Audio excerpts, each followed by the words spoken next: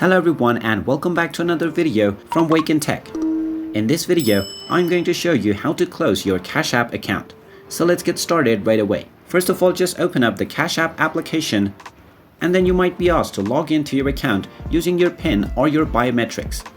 Now, once you are logged in, you will be taken into this homepage where you can request or pay for any amount. Now, if you wish to close your Cash App account, then simply tap on your account icon at the top right corner and then from your account menu, scroll down and tap on Support. Now, from the Support menu, just tap on the search box and then search for Close Your Cash App Account. Once you search for this, you will receive a notification which tells you that your account deletion or closing is irreversible.